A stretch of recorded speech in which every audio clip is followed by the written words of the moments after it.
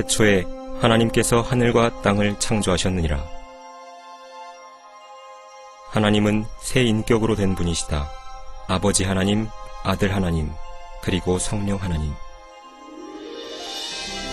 그리고 이 세 분은 한 분이시다. 참되고 살아계신 하나님. 세 분은 모두 독립되어 있으시나 그럼에도 세 분은 모두 하나이시다.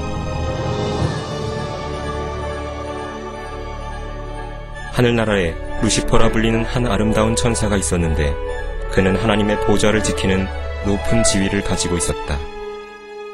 그러던 어느 날 교만의 죄가 그의 마음에 들어왔고 그래서 그는 전능하신 하나님처럼 되고자 했다.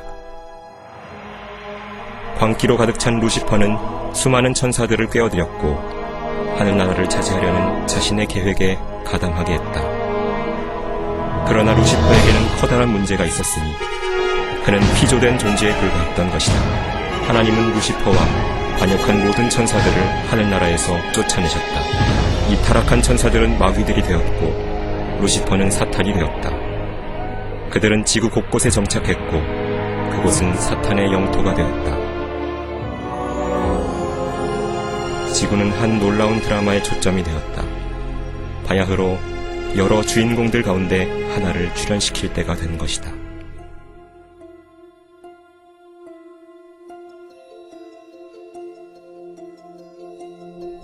하나님께서 말씀하셨다. 우리의 형상대로 우리의 모습을 따라 사람을 만들자. 그리하여 그들로 모든 땅을 다스리게 하자. 그리하여 하나님께서 자신의 형상대로 사람을 창조하셨으니 곧 하나님의 형상대로 그를 창조하셨으며 그들을 남자와 여자로 창조하셨다. 주 하나님께서 땅의 흙으로 사람을 지으시고 그의 콧구멍에다 생명의 호흡을 불어넣으시니 사람이 살아있는 혼이 되었더라. 아담은 완벽했고 영원히 살도록 지어졌다. 그러나 사탄은 경노했다. 그의 영토가 새로운 피조물에 의해 침입을 당했던 것이다. 사람이라 불리는 자에 의해서.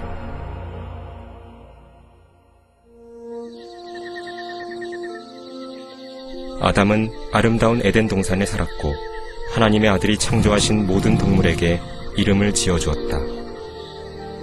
아담은 하나님과 일치하여 동행했고 주님은 그에게 모든 살아있는 것들에 대한 통치권을 부여하셨다. 그러나 사탄은 아담을 증오했기에 그가 죽기를 바랐다. 주 하나님께서 그 사람에게 명령하여 말씀하셨다. 동산의 모든 나무에서 나는 것을 내가 마음대로 먹을 수 있으나 선과 악의 지식의 나무에서 나는 것은 먹지 말라. 내가 거기서 나는 것을 먹는 날에는 반드시 죽으리라.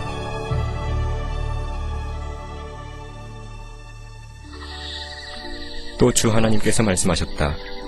남자가 혼자 있는 것이 좋지 않으니 내가 그를 위하여 돕는 자를 지으리라. 그리하여 주님께서 아담의 갈비뼈 중 하나로 이브를 창조하셨다. 그리고 동산에서의 그들의 삶은 참된 낙원이었다. 이브가 홀로 있을 때 사탄이 아름다운 뱀의 모양으로 그녀에게 접근했다. 그는 이브에게 거짓말을 하여 금지된 나무에서 나는 것을 먹도록 유혹했다.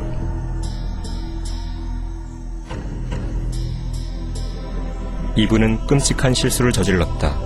하나님 대신 사탄에게 순종했던 것이다. 공개적으로 불순종을 저지른 아담과 이브는 금지된 과일을 먹음으로써 둘 다 하나님 앞에 죄를 지었다. 그들은 자신의 순결을 잃어버린 것이다. 그들은 모두 영적으로 죽었고 죄가 그들의 후손들에게 바이러스처럼 전달되었다. 그 결과 우리 중에 죄 없는 사람이 아무도 없는 것이다. 하나님은 죄를 증오하시기에 그분 앞에서 그것을 허용하지 않으신다. 죽음의 저주가 온 인류와 땅 위에 임했다. 주님께서는 죄의 결과로 땅을 저주하시어 가시나무와 엉겅퀴를 내게 하셨다. 그러므로 주 하나님께서 에덴 동산에서 그를 내어보내어 그가 취함을 입은 그 땅을 갈게 하셨다. 그 결과 이 세상 체제가 사탄의 통제 아래로 들어갔다. 인간은 더 이상 온 땅을 다스리지 못했고 그 뒤로 흑암의 통치자의 노예요 그의 군대인 마귀들의 노예가 되었다. 그러나 사랑의 하나님께서는 한 구주를 보내시어 아담 때문에 손상된 것을 회복시키기로 약속하셨다.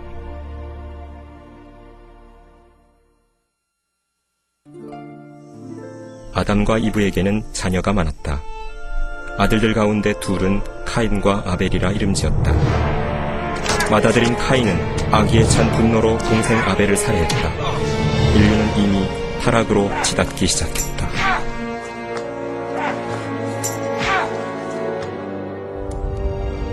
흑암의 권세들이 땅 위에 만연하자 인류는 더 난폭해졌다. 끝없는 전쟁과 잔인한 살인, 강간과 고문이 증가했던 것이다. 주님의 자비에도 불구하고 인간들의 마음은 하나님으로부터 돌아서기를 멈추지 않았다. 그리고 그들이 하나님을 두려워하지 않았기에 인류의 타락은 극에 달했고 자녀를 사탄의 제물로 바치기까지 했다.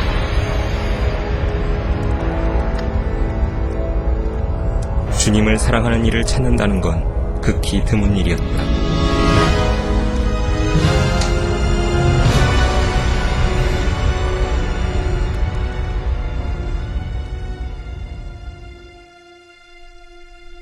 하지만 한 사람이 있었으니 믿음의 사람 곧 아브라함이 있었다. 그는 하나님의 친구였다.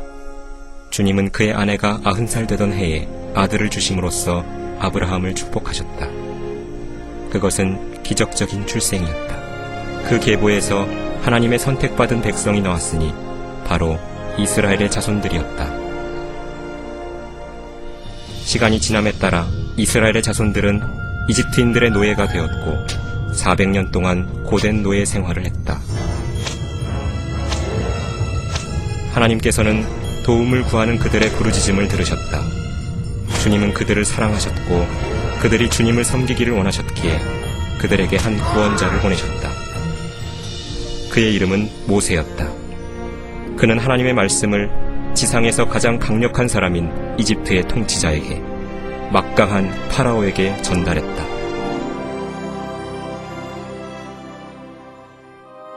모세가 주님을 대신해서 외쳤다.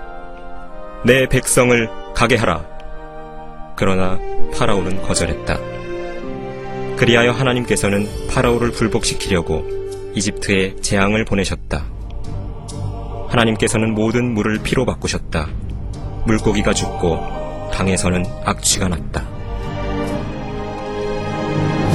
이집트인들은 미칠 것만 같았다. 그들은 본토 어디서도 물을 마실 수 없었지만 파라오는 양보하려 하지 않았다. 다른 재앙들이 뒤따랐다. 개구리가 땅을 뒤덮고 그들의 가축이 죽고 흙은 이로 변했다. 이집트인들은 공포에 사로잡혔지만 파라오의 마음은 점점 더 완고해졌다. 그러자 주님은 이집트인들에게 또 다른 재앙을 보내셨고 사람과 짐승 모두에게 종기가 생겼다. 이것은 또 다른 전염병으로 이어졌다. 불이 섞인 우박이 이집트 전역에 떨어져 그들의 작물을 파괴했고 그리하여 이집트는 폐허가 되었다.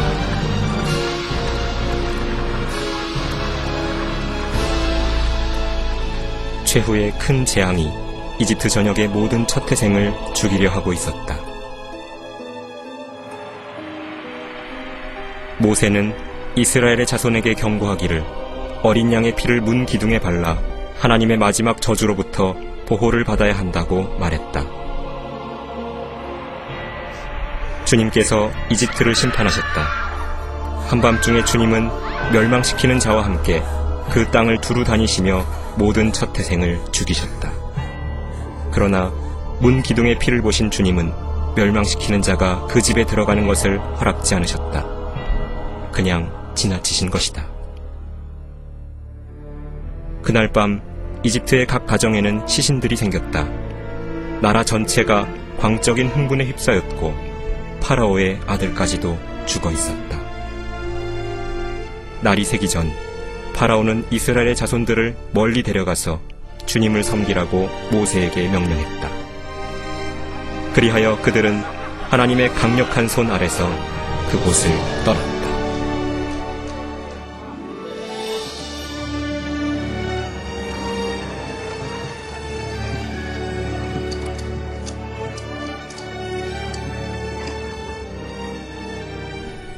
(430년의 끝), 즉 그날이 되었을 때 주의 모든 군대가 이집트 땅에서 나왔다.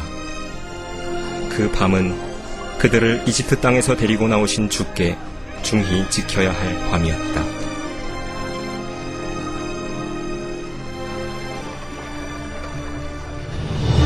파라오는 그들을 막을 마지막 시도를 꾀했지만 하나님께서는 홍해를 여시어 모세와 이스라엘의 자손들로 피하게 하셨다. 그 후 주님은 파라오의 군대 위로 물을 닫으심으로 그들을 멸망시키셨다.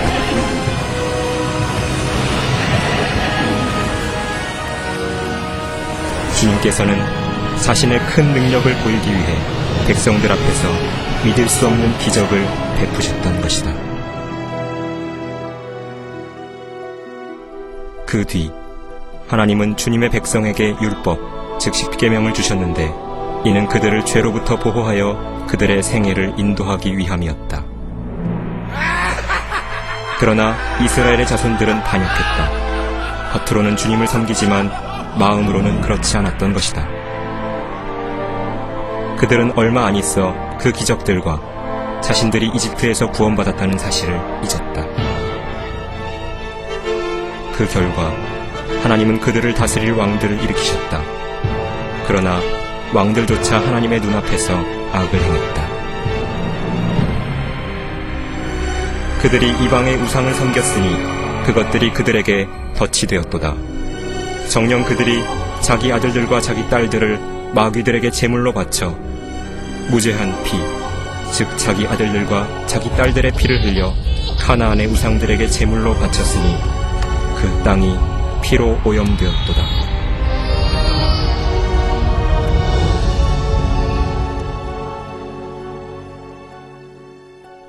그러자 하나님께서는 죄들을 회개하고 하나님을 섬기라고 경고하도록 주님의 선지자들을 보내셨다. 그러나 그들은 반역에 반역을 거듭했다. 백성들은 그 선지자들을 증오했고 회개하고 주님을 섬기기보다는 오히려 이 하나님의 사람들을 무자비하게 살해해버렸다. 이스라엘 자손들은 죄짓기를 되풀이했다. 그 결과 하나님께서는 그들이 사로잡혀서 노예 생활로 고통받는 것을 허락하셨다. 오늘날의 우리들을 보라. 우리들도 그들과 마찬가지가 아닌가.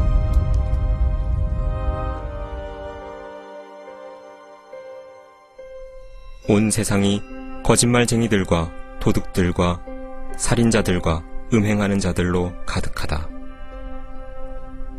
우리는 복수를 즐겨하며 우리 모두가 죄의 저주 아래 놓여 있다. 따라서 성경은 다음과 같이 선포한다. 모든 사람이 죄를 지었으므로 하나님의 영광에 이르지 못하였다고. 죄인이 죽으면 무슨 일이 일어나는지 보도록 하자. 이 사람은 자기가 모든 것을 가진 줄로 알았다. 성경에서 그는 이렇게 말한다. 그리고 나서 내 혼에게 말하기를, 내 혼아, 네가 여러 해 동안 쓸 물건들을 많이 쌓아두었으니 편히 쉬고 먹고 마시고 즐거워하라 하리라. 그러나 하나님께서 그에게 말씀하신다. 너 어리석은 자야. 오늘 밤 네 혼을 내게서 앗아가리라.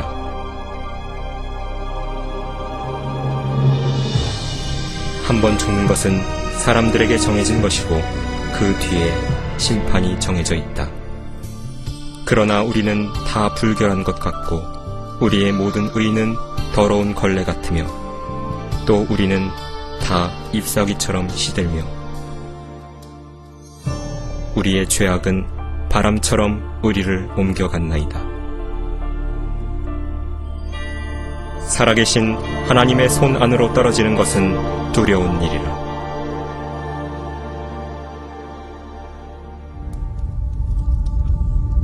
죽은 후 그의 혼은 하나님의 무서운 심판을 기다리기 위해 즉시 지옥으로 옮겨진다.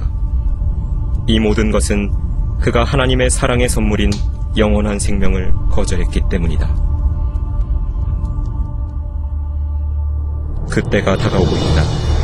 그것은 하나님의 심판이 있는 크고 무서운 날이라고 불리는데, 그 날에는 자신의 죄들 가운데서 죽은 모든 이가 주 예수 그리스도 앞에서 심판을 받기 위해 불려갈 것이다. 하나님의 말씀은 이렇게 말씀한다. 또 내가 큰 백보자와 그 위에 앉으신 분을 보니 그의 면전에서 땅과 하늘이 사라졌고 그들의 설 자리도 보이지 않더라. 바다도 그 안에 있던 죽은 자들을 넘겨주고 또 사망과 지옥도 그들 안에 있던 죽은 자들을 넘겨주며 또 내가 죽은 자들을 보니 작은 자나 큰 자나 하나님 앞에 서 있는데 책들이 펴져 있으며 또 다른 책도 펴져 있는데 그것은 생명의 책이라. 죽은 자들은 자기들의 행위에 따라 그 책들에 기록된 대로 심판을 받더라. 사람이 말하는 어떠한 빈말이라도 심판날에는 그에 관하여 해명하게 되리라. 그 일이 끝나면 하나님께서는 한 천사를 시켜 생명의 책을 열게 하실 것이고 거기에 당신의 이름이 나와 있는지 보실 것이다. 그 천사가 보고 말할 것이다. 주님, 그 이름은 나와 있지 않습니다.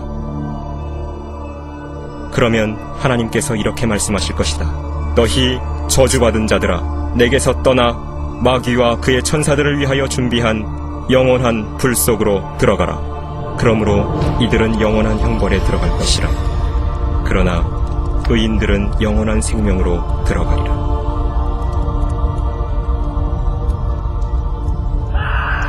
누구든지 생명의 책에 기록되지 않은 자는 불못에 던져지더라.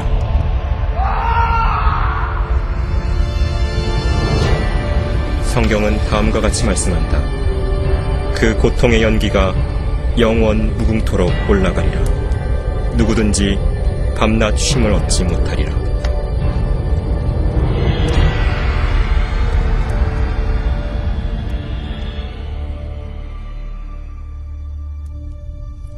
그러나 위대한 사랑의 하나님께서는 당신이 이 무서운 장소를 피할 수 있는 한 길을 예비하셨다.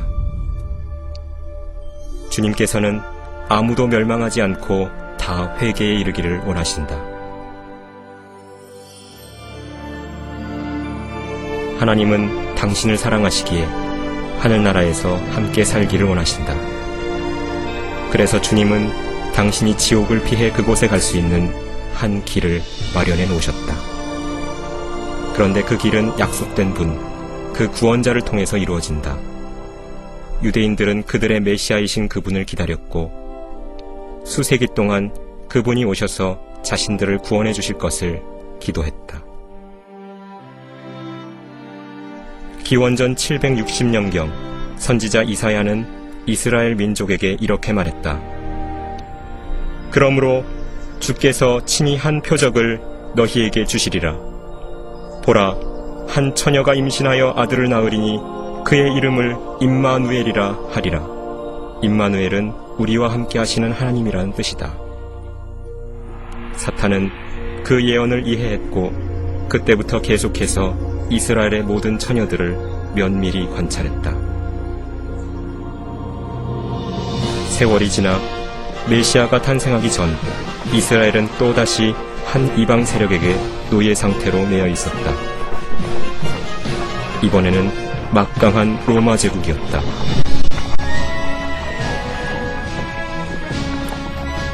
로마는 유대인들에게 아무런 자비도 베풀지 않았다.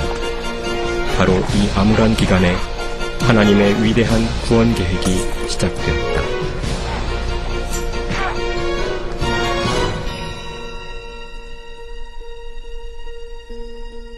하늘의 최고위급 천사 중 하나인 가브리엘이 지구의 대기권을 뚫고 내려오자 깜짝 놀란 흑암의 세력들은 바야흐로 하나님의 시간표가 움직이고 있다는 것을 즉각 간파했다. 가브리엘은 처녀인 마리아를 방문해서 세상을 영원히 뒤바꿔 놓을 메시지를 전달하기 위해 나사렛 성읍에 도착했다.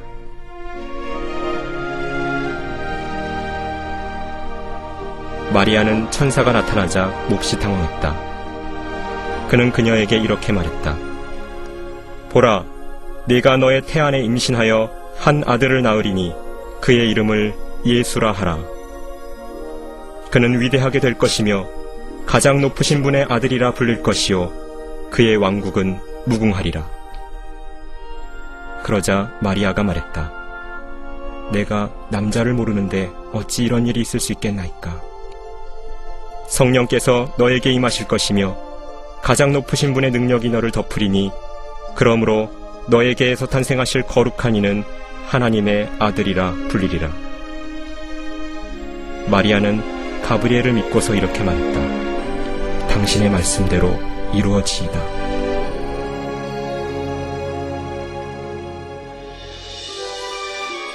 예수께서는 하늘의 영광을 떠나 주님의 임무를 시작하신다.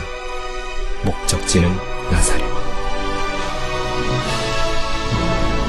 성령께서 처녀 마리아를 덮으시고 그녀가 임신한다.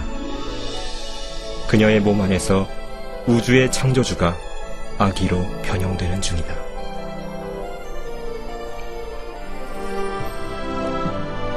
후에 마리아는 그녀의 나이 많은 사촌을 방문하도록 인도되었는데 그 사촌은 임신 6개월째였다. 엘리사벳이 마리아의 무난함을 듣자 아기가 태에서 뛰니 그녀는 성령으로 충만해졌다. 엘리사벳의 아이가 태어날 것이니 바로 침례인 요한이다. 엘리사벳이 큰 음성으로 외쳐 말했다. 너는 여자들 가운데 복이 있으며 너의 태의 열매가 복이 있도다.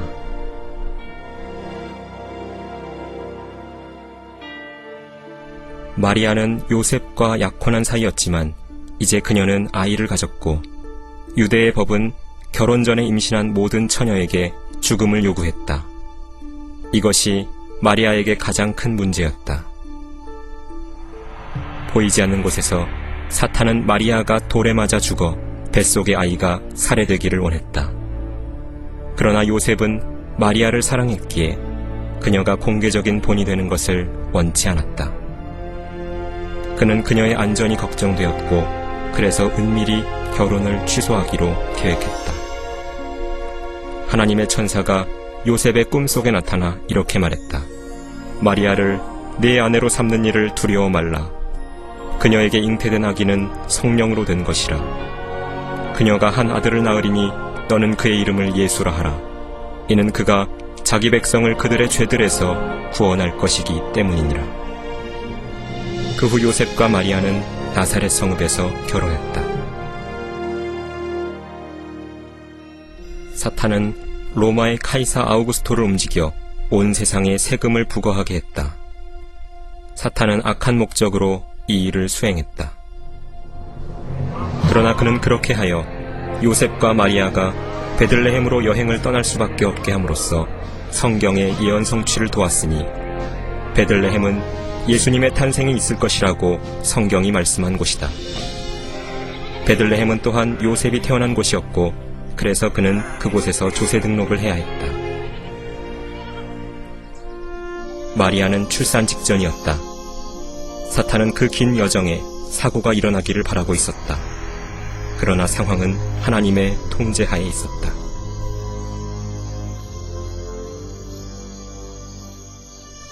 그리하여 그녀가 자기의 첫 아들을 낳아 그를 포대기로 싸서 구유에 누이니 이는 여관에 그들이 들 방이 없었기 때문이었다.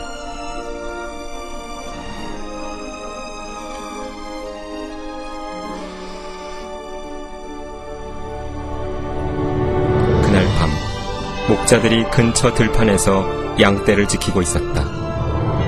하나님의 천사가 그들에게 나타나 이렇게 말했다. 두려워 말라. 보라, 이는 내가 너희에게 큰 기쁨의 좋은 소식을 알림이니 이것은 모든 백성을 위한 것이라.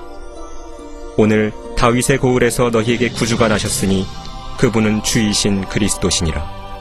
그때 갑자기 수많은 하늘의 군사들이 그 천사와 함께 있어 하나님을 찬양했다.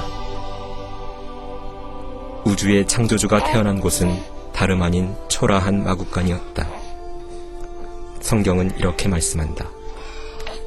그가 세상에 계셨고 세상이 그에 의하여 지은 바 되었으나 세상은 그를 알지 못하더라.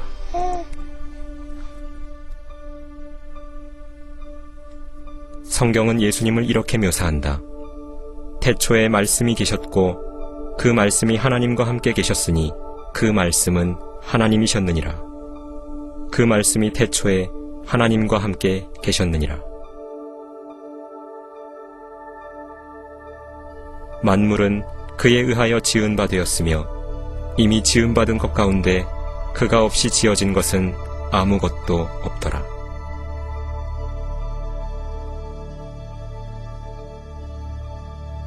그 후 아기의 할례를 위한 8일이 되니 그의 이름을 예수라 했다. 이 이름은 그가 잉태되기 이전에 천사에 의하여 그렇게 일컬어진 것이다.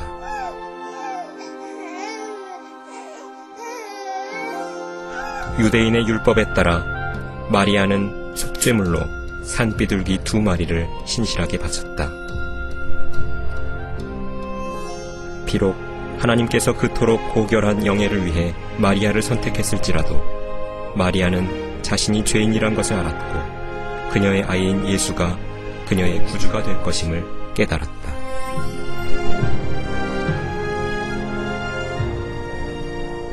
성전에 시므온이라는 한 존경받는 이가 있었다. 성경은 이렇게 말씀한다. 성령께서 그에게 계시로 알게 해주셨으니 이는 그가 주의 그리스도를 보기 전에는 죽음을 보지 아니하리라는 것이라. 그는 아기 예수를 품에 안고서 말했다. 내 눈으로 주의 구원을 보았나이다. 주 예수께서 태어나셨을 때 하늘에 별 하나가 나타났고 동방의 현자들은 예물들을 가지고서 그 별을 따랐다. 그들이 예루살렘에 도착하기까지는 2년이 걸렸을 것이다. 그 현자들은 헤롯 왕에게 와서 물었다. 유대인의 왕으로 태어나신 분이 어디 계신가? 우리가 동방에서 그의 별을 보고 그분께 경배드리러 왔노라. 헤롯 왕은 이 말을 듣고 온 예루살렘과 더불어 불안해했다.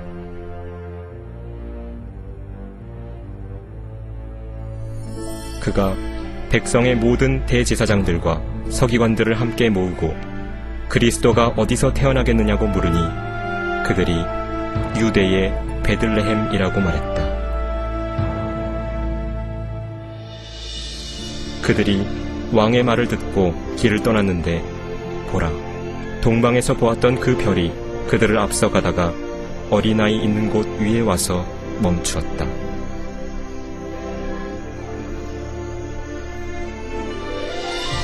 그들이 그 집에 들어가서 모친 마리아와 함께 있는 어린아이를 보고 엎드려 그에게 경배하고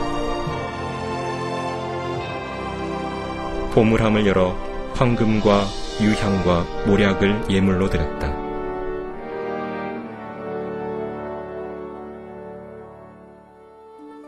그들은 꿈에 헤롯에게 돌아가지 말라는 하나님의 경고를 받고 다른 길로 고국에 돌아갔다.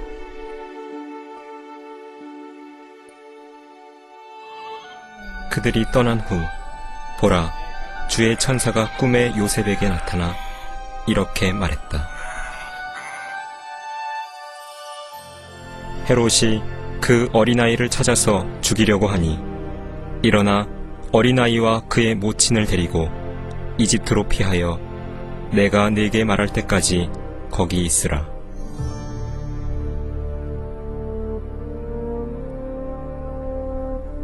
요셉은 잠에서 깨어 밤에 어린아이와 그의 모친을 데리고 이집트로 떠나갔다. 그 후 헤롯이 현자들에게 속은 줄 알자 심히 분노하여 군사를 보내어 그가 현자들에게 자세히 물어본 그 때를 기준하여 베들레헴과 그 온 지경에 사는 모든 사내 아이를 2살부터 그 아래로 다 죽였다.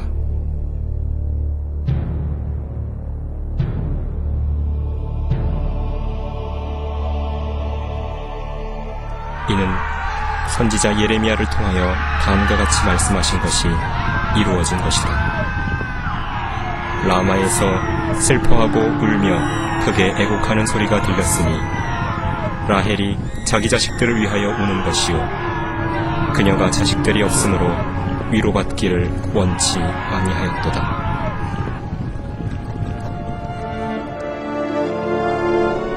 순진무구한 이들에 대한 대량 학살이 있었지만 하나님께서는 그 소중한 어린 혼들을 하늘나라로 데려가셨다.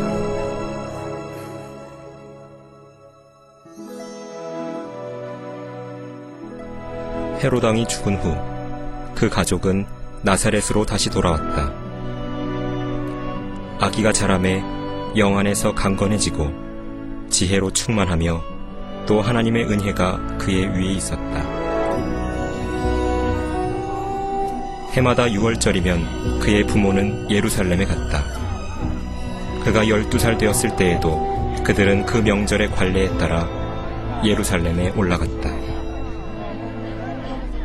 6월절 기간 동안 예수님은 자신이 하나님의 어린 양으로 어느 날 세상의 죄들을 위해 희생되리라는 것을 깨달았다. 이것은 가장 위대한 인생이었다.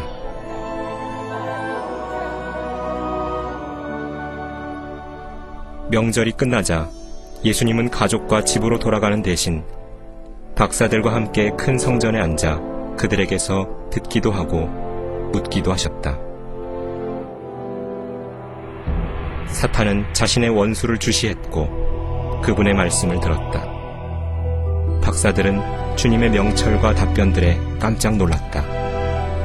어린 예수께서 율법에 관해 어떻게 그리 많이 하셨을까?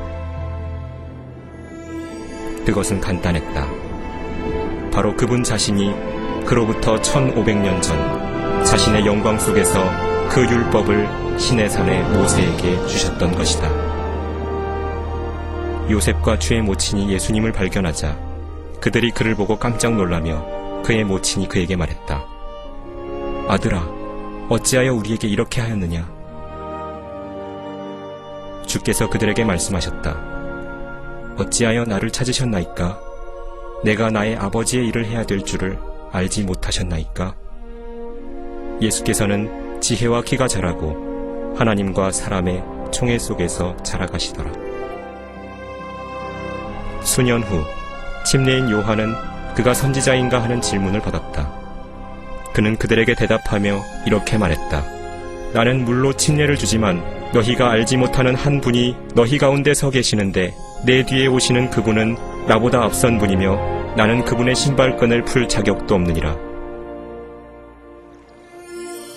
다음 날 이제 나이 30이 되신 예수께서 침례를 받으러 요한에게 오셨다. 침례인 요한은 주님을 보고서 말했다. 보라, 세상 죄를 제거하는 하나님의 어린 양이라. 예수께서 침례를 받으시고 곧 물속에서 올라오시니 보라, 하늘들이 그에게 열리고 하나님의 영이 비둘기같이 내려와 그의 위에 임하는 것을 보셨다. 보라, 하늘에서 한 음성이 있어 이렇게 말씀하셨다. 이는 내 사랑하는 아들이요 그 안에서 내가 기뻐하노라. 즉시 주님은 성령에 이끌려 광야로 들어가시어 들짐승들과 함께 계시며 마귀에게 시험을 받으셨다. 주님은 40일 동안 아무것도 드시지 않았다. 사탄은 주님이 죄를 짓게 하려고 갖은 노력을 다 기울였지만 완전히 실패하고 말았다. 왜냐하면 예수님은 바로 전능하신 하나님이시며 그분 안에 죄가 없으셨기 때문이었다. 시험이 끝나자 예수께서 말씀하셨다. 사탄아, 여기서 물러가라. 기록되었으되 너는 주 너의 하나님께 경배하고 오직 그분만을 섬기라고 하였느니라. 그러자 마귀가 주를 떠나고 보라, 천사들이 와서 주를 섬겼다. 주님은 자신의 사역을 시작하시면서 이렇게 설교하셨다. 회개하라, 천국이 가까이 왔느니라. 그리고 예수께서는 이렇게 말씀하심으로 하나님의 뜻을 계시하셨다. 너희 원수들을 사랑하고 너희를 미워하는 자들에게 잘해주라. 주님의 가르침에 깜짝 놀란 백성들은 이 사람처럼 말한 사람은 아직껏 아무도 없었다고 말했다. 성전을 관장하는 대부분의 종교 지도자들은 무자비하고 하나님의 법을 부패시킨 부유한 위선자들이었다. 하여 그들은 금세 주 예수의 대적들이 되었다. 하나님의 성전은 이미 가난한 자들과 순진한 이들을 속이는 곳, 즉 돈 버는 곳으로 전락해버렸다. 그것을 보신 예수께서는 분노에 가득 차 채찍을 만드신 후 종교 사기꾼들을 성전에서 몰아내고 환전상들의 돈을 쏟고 그들의 상들을 뒤엎으시며 말씀하셨다. 내 아버지 집을 장사하는 집으로 만들지 말라.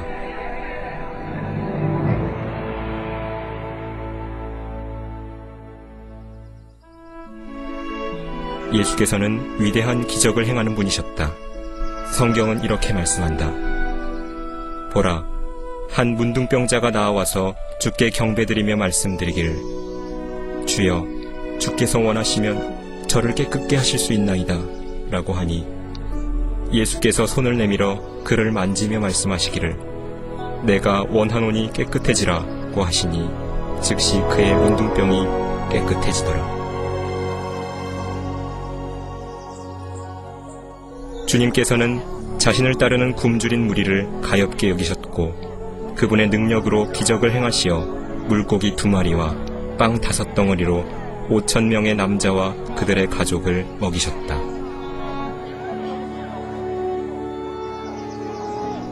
또 예수께서는 나오셔서 큰 무리를 보시고 가엾게 여기시어 그들의 병을 고쳐주셨다.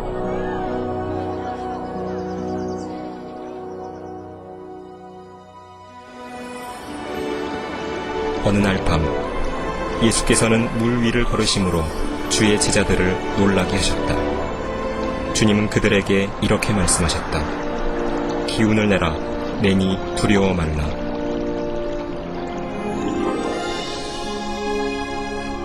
모든 창조물이 하나님의 아들에게 순종했다. 예수께서는 이렇게 선언하셨다. 나는 부활이요 생명이니 나를 믿는 자는 죽어도 살리라.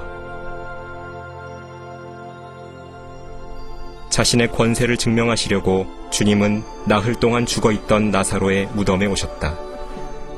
그리고 예수께서는 큰 음성으로 외치셨다. 나사로야, 나오너라. 그러자 죽었던 자가 손발이 수위로 동여지고 얼굴이 수건으로 가려진 채 나왔다.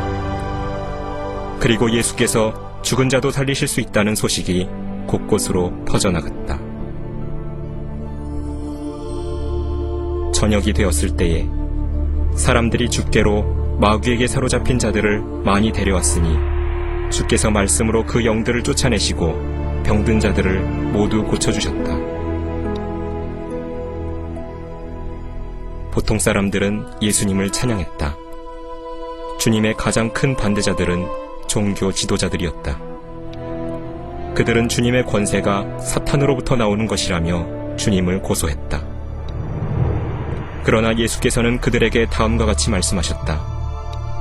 너희는 너희 아비 마귀에게서 나와서 너희 아비의 정욕을 행하고자 하는도다. 그는 처음부터 살인자였으며 진리 가운데 거하지 아니하였으니 이는 자기 안에 진리가 없음이라. 그가 거짓말을 할 때는 자신에게서 우러나와 한 것이니 이는 그가 거짓말쟁이요 또 거짓말의 아비이기 때문이라. 내가 진리를 말하므로 너희가 나를 믿지 아니하는도다. 보이지 않는 곳에서 사탄이 깊숙이 개입되어 있었다. 그러나 당신이 알아야 할 것은 마귀가 누군가를 대적하여 움직이려면 그 전에 그가 반드시 하늘에 계신 하나님 아버지의 허락을 받아야만 한다는 점이다. 그리하여 하나님께서는 성경의 예언을 성취하기 위해 주 예수님에 대한 사탄의 공격을 허락하셨다. 그 뒤 주님의 종교 대적자들은 이런 질문으로 주님께 올가미를 씌우려 했다. 카이사에게 세금을 내는 것이 옳으니까 옳지 아니하니이까? 예수께서는 그들의 사악함을 아시고 말씀하셨다. 너희 위선자들아, 어찌하여 너희가 나를 시험하느냐? 세금 내는 동전을 내게 보이라. 그들이 데나리온 한 잎을 주께 가져오자 주께서는 그들에게 말씀하셨다. 이 형상과 새겨진 글이 누구의 것이냐? 그들이 카이사의 것이니이다 라고 주께 말씀드리자 주님께서는 그들에게 이렇게 말씀하셨다. 그러면 카이사의 것은 카이사에게, 하나님의 것은 하나님께 바치라. 그들은 이런 말씀을 듣고 놀라서 주를 떠나갔다. 예수께서는 이렇게 말씀하심으로 바리새인들의 정체를 폭로하셨다. 위선자인 서기관들과 바리새인들아, 너희에게 화 있으리라. 이는 너희가 회칠한 무덤들처럼 실로 겉으로는 아름답게 보이나 안에는 죽은 사람의 뼈와 모든 더러운 것으로 가득 차 있도다. 너희 뱀들아, 독사들의 세대야, 어떻게 너희가 지옥의 저주에서 피할 수 있겠느냐?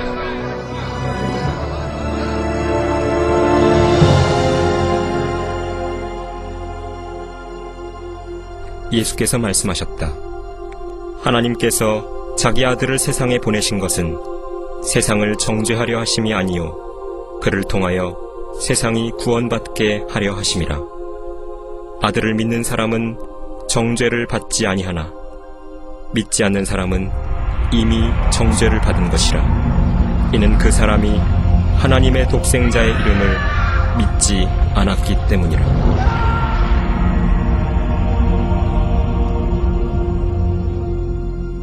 예수께서 군중에게 이렇게 말씀하셨다. 진실로 진실로 내가 너희에게 말하노니 내 말을 듣고 또 나를 보내신 분을 믿는 자는 영생을 얻고 정죄에 이르지 아니할 것이며 사망에서 생명으로 옮겨지느니라. 그분 안에 생명이 있었으니 그 생명은 사람들의 빛이었다. 주 예수께서는 다음과 같이 말씀하시므로 당시 종교 체제에 충격파를 던지셨다. 나는 길이요 진리요 생명이라. 나로 말미암지 않고는 아버지께로 올 사람이 아무도 없느니라. 이로써 그분이 하늘나라로 가는 유일한 길이 되심을 온 세상에 선포하신 것이다. 이 말씀으로 종교계가 발칵 뒤집혔다. 그들은 그분이 그렇게 말씀하셨다는 이유로 예수님을 증오했고 오늘날에도 대다수가 이 말씀을 증오한다.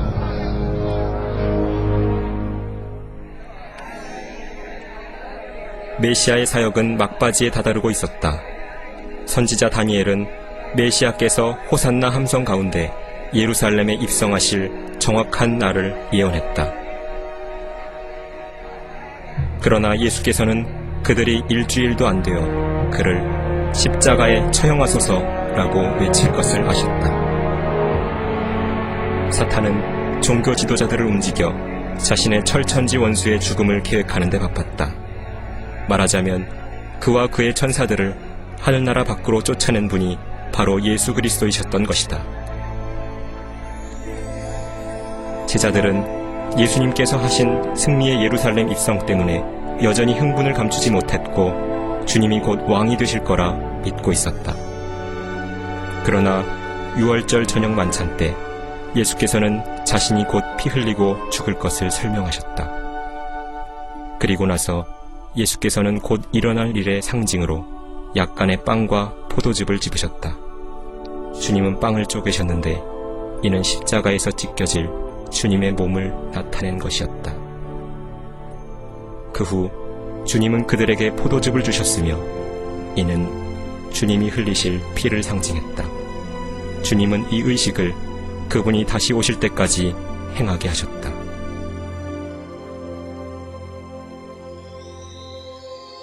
만찬이 끝나자 사탄이 본격적으로 움직이기 시작했다. 그는 유다 이스카리옷이라는 제자의 몸 안에 들어가 그를 이용했다. 뒤이어 일어난 일로 인해 유다는 역사상 가장 흉악한 배신자가 되었다. 유다는 주님을 배반하기 위해 대제사장에게로 갔다. 유다는 은 30개를 받고서 주님을 종교 집단에게 팔았다. 그러자 사탄은 자신이 승리할 때가 다가왔다고 믿으며 세상에 빛이신 예수님을 죽이기 위해 자신의 흑암의 세력들을 불러 모았다.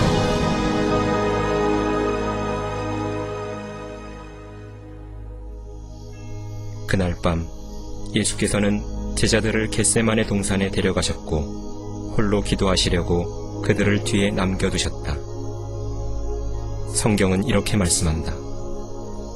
주께서 고뇌 속에 간절히 기도하시니 그의 땀이 큰 핏방울처럼 되어 땅에 떨어지더라. 죄를 짓지도 아니하셨고 그 입에는 간사함도 없으셨던 예수께서 온 세상의 죄들을 주님 자신에게로 가져오시기 직전이었다. 예수께서는 기도하며 말씀하셨다. 오 나의 아버지여, 가능하시거든 이 잔을 내게서 지나가게 하옵소서. 그러나 내가 원하는 대로 하지 마옵시고 아버지께서 원하시는 대로 하옵소서. 보라, 그 시간이 가까웠으니 인자가 죄인들의 손에 넘겨지리라.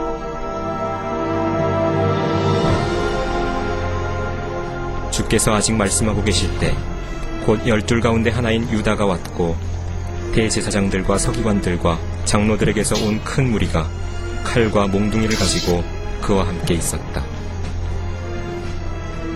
유다가 그들에게 표시를 정해주며 말했다. 내가 입맞추는 이가 바로 그니 붙잡으라. 예수께서 그에게 말씀하셨다. 유다야, 네가 입맞춤으로 인자를 배반하느냐?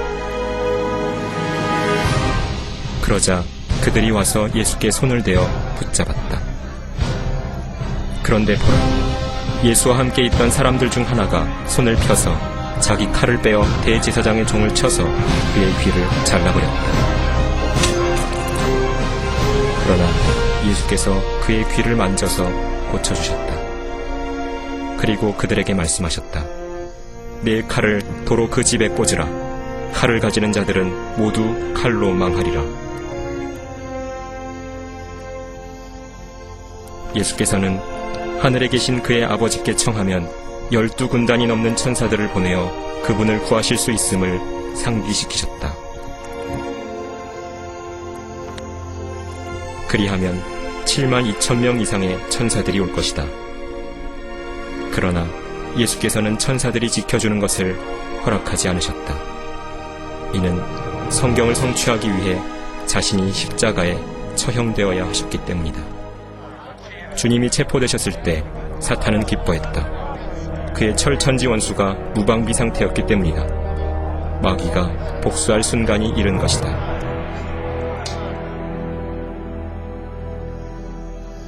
예수를 붙잡은 자들이 대제사장 카야파에게로 끌고 가니 거기에 서기관들과 장로들이 모여 있었다.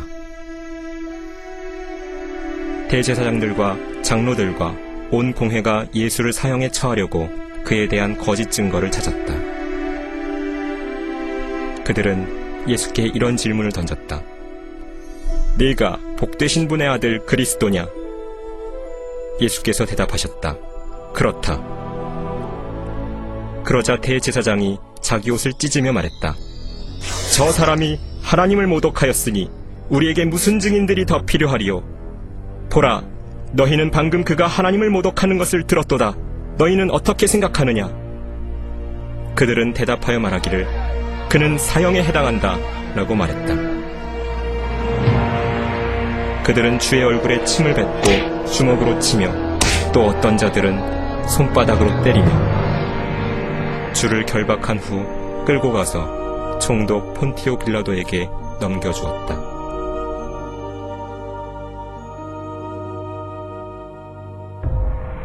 대제사장들과 장로들에게 고소를 당하셨으나 주께서는 아무 대답도 아니하셨다. 이러한 행동은 또 다른 예언을 성취시켰다. 그가 억압을 당하고 고난을 당하여도 그의 입을 열지 아니하였으니 그가 어린 양처럼 도살장으로 끌려가며 또 털 깎는 자들 앞에 양이 말없듯이 그가 자기 입을 열지 아니하는도다. 빌라도가 주께 물었다. 네가 유대인의 왕이냐? 그러자 주께서 대답하여 그에게 말씀하셨다. 그렇도다. 주께 대한 고소를 들은 후 빌라도는 정치적으로 덫에 걸려들었다. 두려움에 그는 탈출구를 찾았다. 그때 빌라도가 대제사장들과 무리에게 말했다. 나는 이 사람에게서 아무 잘못도 찾지 못하였노라. 유대인들이 격분하여 상황을 거의 폭동으로 몰아가며 빌라도에게 압력을 가했다. 이날은 유대의 특별한 명절이었고 빌라도는 이때에 죄수 한 명을 석방시켜주는 관습이 있다는 것을 알았다.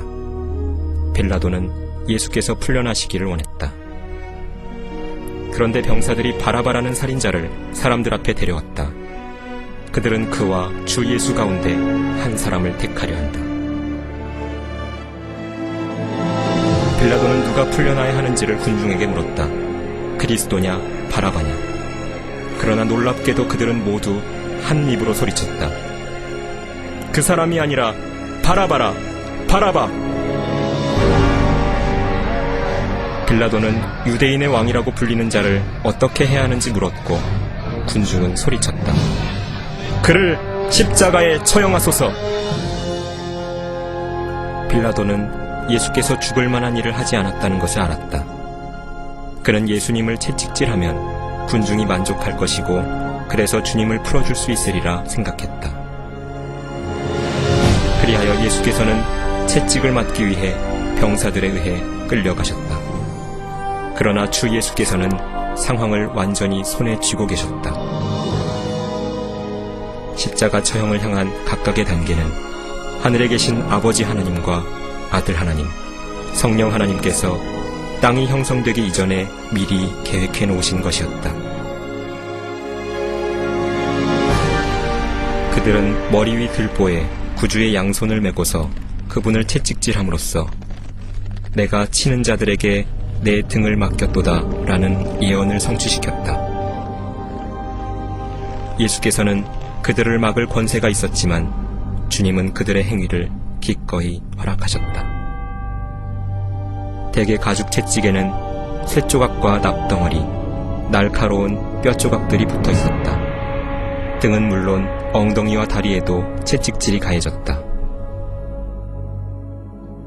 채찍의 날카로운 뼈들과 금속 때문에 살점이 떨어져 나가고 근육이 쪼개져 열어 젖혀졌다.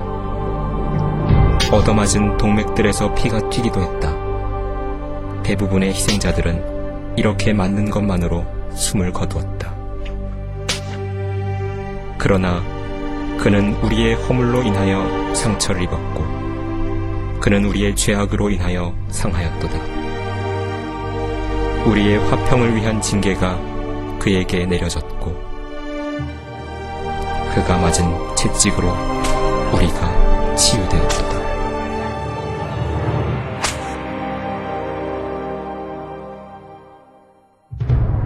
하나님께서 죄로 인해 가시나무와 엉겅퀴로 땅을 저주하신 때를 기억하는가? 병사들은 독이 묻은 가시면류관을 만들었고 그것을 주님의 머리에 억지로 끼워 넣어 붓고 피가 나는 극심한 고통을 맛보게 하였다. 예수께서 우리를 위해 속죄물이 되신 것이다. 가시면류관은 죄의 끔찍함을 상징한다. 그리고 그들은 그의 옷을 벗기고 주홍색 겉옷을 입혔다. 그들은 그의 오른손에는 갈대를 쥐어주며 그의 앞에 무릎을 꿇고 조롱하며 말하기를 유대인의 왕 만세라고 하며 함께 있던 모든 병사가 예수님의 얼굴을 주먹으로 무자비하게 때렸고 갈대로 그분의 머리를 후려쳤다.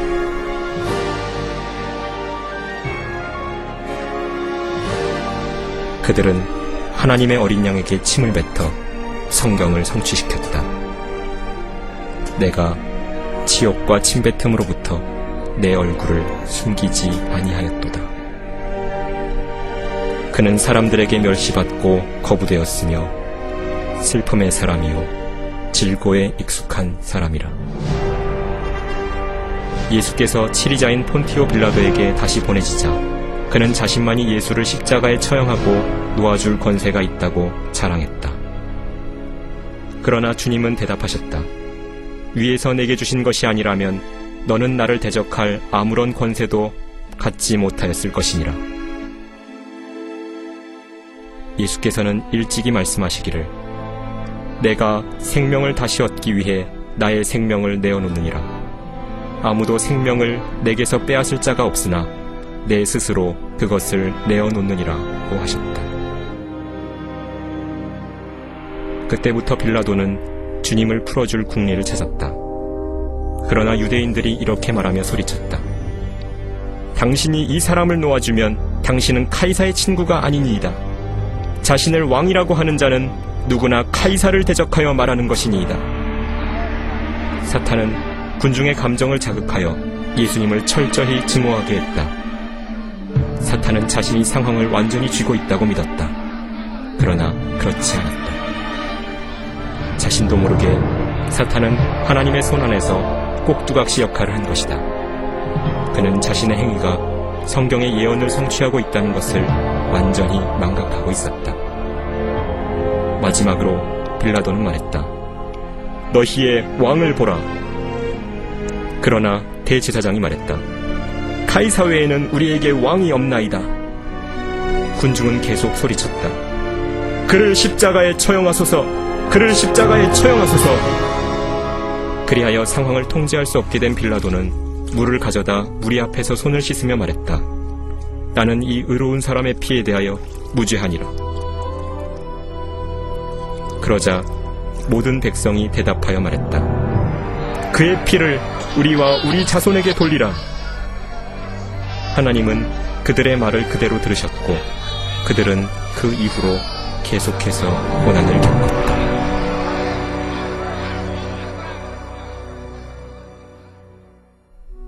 그 후 빌라도는 예수님을 십자가에 처형하라고 넘겨주었고 그들은 주님을 데려갔다.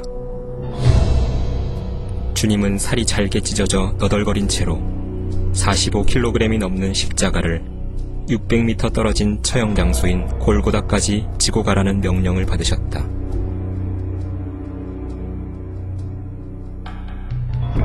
거친 목재가 주님의 찢어진 등 속을 파고들었고 이때쯤 이미 주님은 탈수 증세를 겪고 계셨다. 그분이 살아계신다는 건 그야말로 기적이었다. 그리하여 또 다른 예언이 이루어졌다. 실로 그가 우리의 질고를 지고 우리의 슬픔을 지었는데도 우리는 그가 형벌을 받아 하나님께 맞으며 고난당한 줄로 생각하였도다.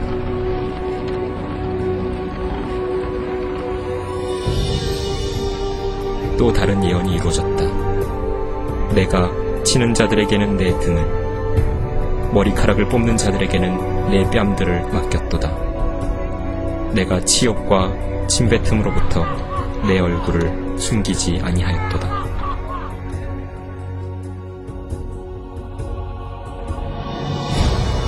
사랑과 자비의 하나님께서 자신의 피조물들의 모욕과 거짓말과 증오를 견디기 위해 하늘나라를 떠나신 것이다.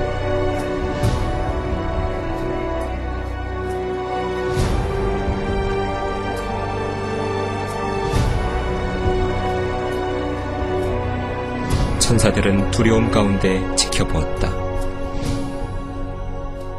이때쯤 주님의 얼굴은 찢겨진 종이뭉치 같았다. 얼굴을 몹시 붓게 하고 고통스러운 염증을 일으킨 가시들이 부어오른 살에 파묻혀 거의 보이지 않을 정도로 주님은 더 이상 사람의 모습이 아니었다.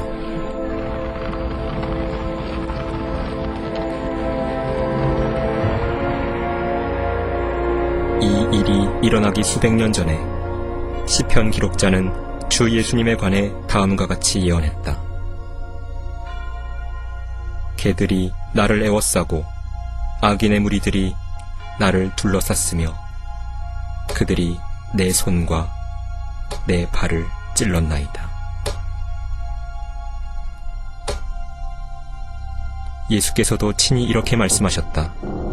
또 내가 땅에서 들리면 모든 사람을 내게로 이끌어오리라.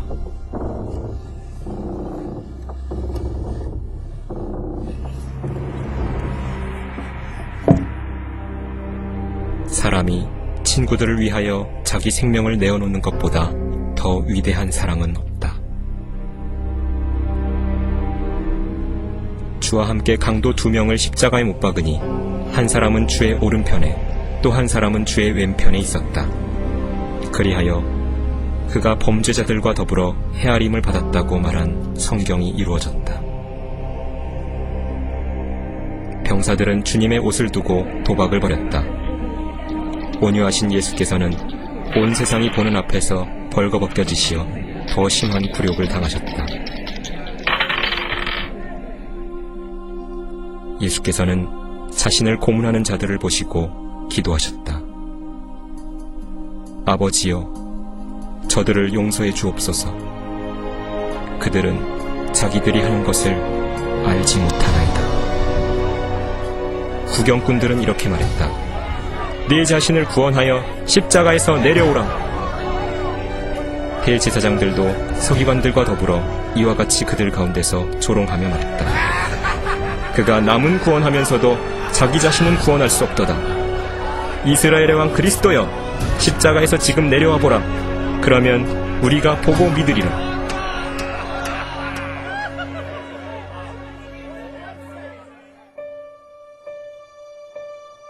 한 전문 의사가 소름 돋는 십자가 형벌을 의학적으로 묘사했다.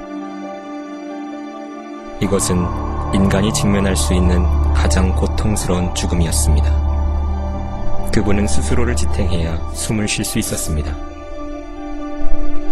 팔목 중앙신경을 강타한 대못들로 야기된 격렬한 고통은 양팔을 타고 폭발하듯 올라가 뇌로 들어가서 척추로 내려갑니다. 발의 중족골 사이의 신경들을 따라 타는 듯한 고통을 주는 대못들로 인해 그분의 몸은 경련을 일으키며 고추섭니다. 그 후 다리의 근육들이 경련을 일으켜 그분의 몸을 아래쪽으로 잡아당겼다가 그분을 십자가에 때립니다. 공기는 흡입되더라도 폐에 축적된 이산화탄소와 혈류가 호흡을 자극하여 경련을 완화시키기까지는 내뿜을 수 없습니다. 희생자는 피로와 충격, 탈수, 그리고 마비로 죽습니다.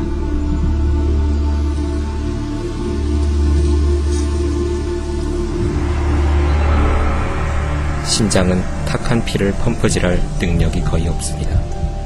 각각의 수십억 개의 세포들이 한 번에 하나씩 죽기 때문입니다. 우리의 죄들이 예수 그리스도를 십자가에 보낸 것이다. 많은 사람들이 너를 보고 놀랐듯이 그의 용모가 다른 사람보다 더 상하였고 그의 모습이 사람들의 아들들보다 더 상하였도다. 이것은 인류 역사의 전환점이었다. 이와 같은 날은 결코 없었다. 하나님께서 세상을 이처럼 사랑하셔서 그의 독생자를 주셨으니 이는 그를 믿는 사람은 누구든지 멸망하지 않고 영생을 얻게 하려 하심이니라.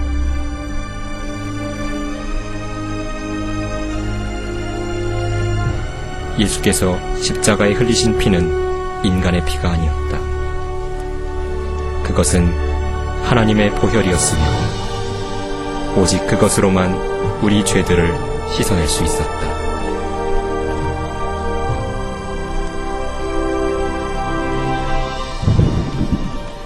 예수님께서 왜 이 모든 일들을 겪으셨을까? 그건 당신을 위해서, 그분이 당신을 사랑하시기 때문이었다. 죄를 보고 계실 수 없었던 하나님은 하늘을 검게 가리셨다. 예수께서는 악한 생각과 행위를 포함한 인류의 모든 죄를 자신에게로 가져오시어 잔인한 십자가에서 끔찍한 죗값을 지불하셨다. 그리고 이렇게 외치셨다. 나의 하나님, 나의 하나님, 어찌하여 나를 버리셨나이까? 보라, 세상 죄를 제거하는 하나님의 어린 양이라. 숨을 거두시기 직전 주님은 이렇게 외치셨다. 다 이루었다. 우리를 구원하는 데 필요한 모든 일이 완료되었던 것이다. 그때 예수께서 큰 음성으로 소리질러 말씀하시기를, 아버지시여, 내 영을 아버지의 손에 의탁하나이다 라고 하시고 이 말씀을 마치신 후 숨을 거두셨다. 십자가에서의 희생은 결코 반복되지 않을 것이다. 주님이 죽으셨다는 것을 확인하기 위해 한 병사가 주님의 옆구리에 창을 찌르니 피와 물이 나왔다. 주의 맞은편에 서서 주께서 그렇게 소리 지르고 숨을 거두신 것을 본 백부장이 말했다. 참으로 이 사람은 하나님의 아들이었도다. 주님이 죽으시자 시신은 십자가에서 내려져 고운 세마포로 쌓인 후 빌린 무덤에 안치되었다. 예루살렘이 큰 불안에 휩싸였다. 주 예수께서 죽으시고 유다가 스스로 목매달아 죽었으며 제자들은 죽음이 두려워 숨어 있었던 것이다. 어디에도 희망이 보이지 않았다. 불신에 젖은 제자들은 부활하시겠다던 주님의 말씀을 까마득히 잊었다. 그 뒤 전무후무한 가장 위대한 사건이 발생했다. 무덤에 안치된 지 3일 후에 갑자기 하나님의 영광이 나타나 십자가에 처형되셨던 분이 죽은 자들로부터 다시 일어나시어 영원한 생명의 소망을 세상에 주셨던 것이다. 주 예수 그리스도께서는 죄와 죽음과 지옥에 대한 위대한 승리를 거두시고서 다음과 같이 선언하셨다. 나는 알파와 오메가요 시작과 끝이라. 주 곧 지금도 계시고 전에도 계셨고 앞으로 오실 전능하신 분이 말하노라. 나는 살아있는 자며 죽은 자였으나 보라 영원 무궁토록 살아있노라. 아멘. 또한 내가 지옥과 사망의 열쇠들을 가졌노라. 주의 첫날 새벽이 시작될 때 여인들이 예수님의 몸에 바르려고 무덤에 향료를 가져왔다. 한 천사가 다음과 같이 말하며 그들을 맞이했다. 너희는 두려워 말라. 너희가 십자가에 못 박히신 예수를 찾는 줄 내가 아노라. 그분은 여기에 계시지 않고 말씀하셨던 대로 살아나셨느니라. 속히 가서 주의 제자들에게 말하라. 사탄의 왕국은 산산이 부서졌다. 광기에 젖은 사탄이 패배했다. 부활하신 그리스도는 사탄이 곧 멸망할 것을 의미했던 것이다. 사탄은 전능하신 하나님의 능력을 과소평가했다. 만일 그것을 알았더라면 결코 주님을 십자가에 못 박지 않았을 것이다.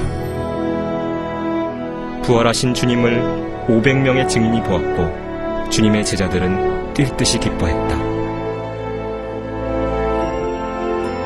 주님께서는 그들에게 이런 직접적인 명령을 내리셨다. 너희는 온 세상에 가서 모든 피조물에게 복음을 전파하라.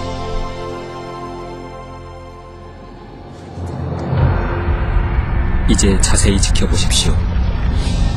그리고 셀 수 없이 많은 사람들을 보십시오. 그들은 자신의 죄들 안에서 죽었습니다.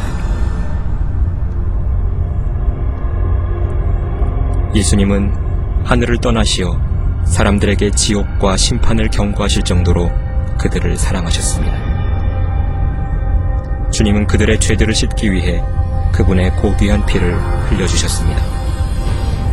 주님은 죽으셨다가 죽은 자들로부터 일어나셨습니다. 그러나 이들 중 아무도 주님을 믿지 않았습니다. 그들 중 아무도 예수님을 그들의 주와 구주로 삼지 않았습니다. 생명을 택하는 대신 그들은 죽음을 선택했습니다. 그리하여 전능하신 하나님이자 최종 심판자이신 예수께서 그들을 이곳에 보내셔야만 했습니다. 이것이 그들의 둘째 사망입니다. 하나님의 이름으로 말합니다. 너무 늦기 전에, 당신이 죽기 전에 예수님을 믿어 그분을 당신의 주와 구주로 삼으십시오. 누구도 아닌 바로 당신이 결국 이 무서운 곳에 오기 전에 말입니다.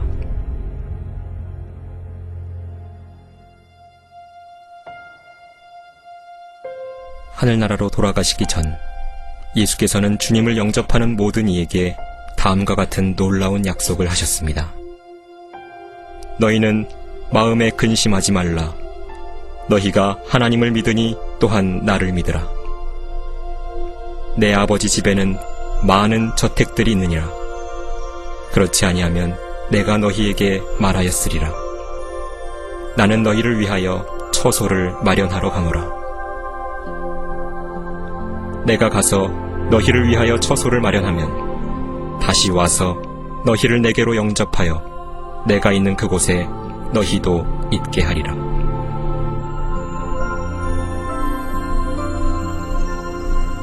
예수께서는 하늘과 땅에 있는 모든 권세를 나에게 주셨도다 라고 선포하신 후 구름을 지나 하늘로 들려 올라가셨습니다.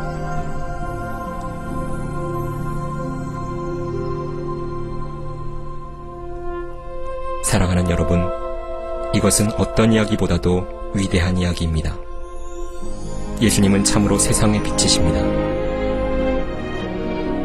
만일 예수님을 놓친다면 당신은 하늘로 가는 길을 놓치는 것입니다. 주님께서 친히 이렇게 말씀하셨습니다. 나는 길이요 진리요 생명이라. 나로 말미암지 않고는 아버지께로 올 사람이 아무도 없느니라. 네가 내 입으로 주 예수를 시인하고 또 하나님께서 그를 죽은 자들로부터 살리신 것을 내 마음에 믿으면 구원을 받으리라.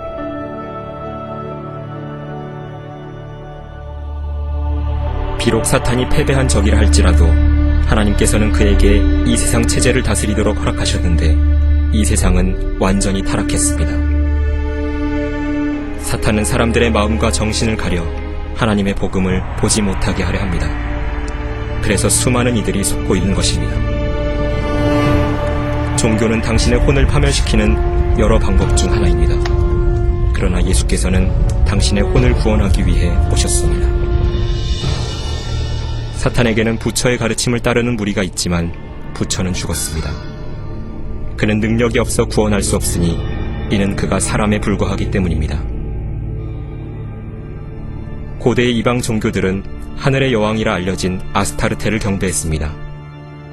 오늘날 수백만의 로마 가톨릭 신자들은 자기도 모르게 동정녀 마리아라고 부르면서 이와 동일한 이방 여신을 섬깁니다. 하나님은 새기거나 부어 만든 형상을 만드는 사람이 저주를 받는다고 거룩한 말씀에 친히 명령하십니다. 너는 그것들에게 절하지 말고 그것들을 섬기지 말지니라. 이는 하나님의 눈에 가증한 일입니다.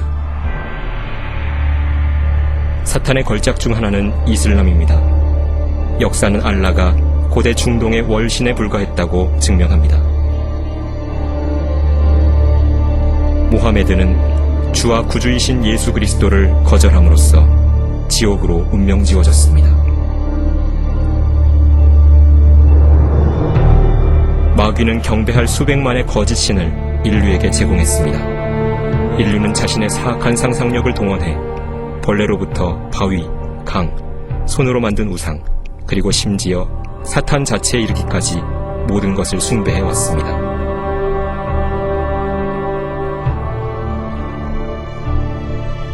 예수님을 따르는 자가 되려면 당신은 당신의 모든 거짓 신을 거절하고 그분만을 따라야 합니다.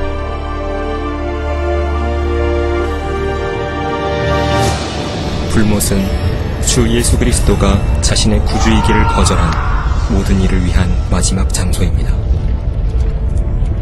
그들은 너무 늦어 보였습니다. 그런데 당신은 어떻습니까?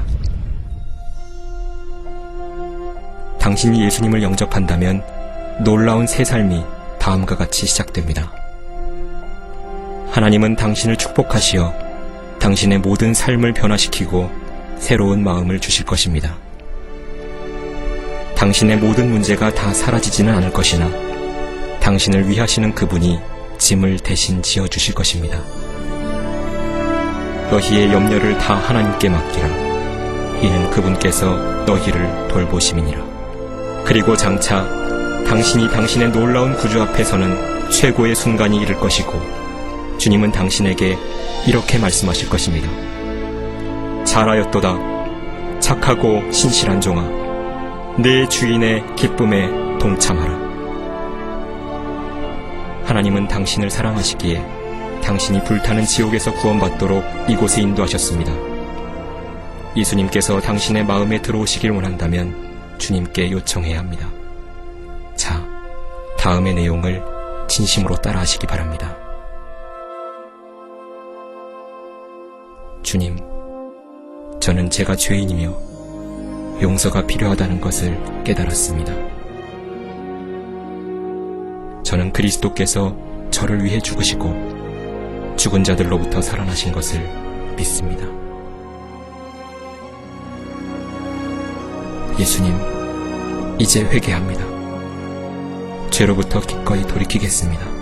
제 안에 들어와 주십시오. 주님만이 저의 구원이심을 믿습니다. 제가 생명의 말씀을 듣고 받아들일 수 있도록 해주시니 감사합니다. 주 예수 그리스도의 이름으로 기도하였습니다.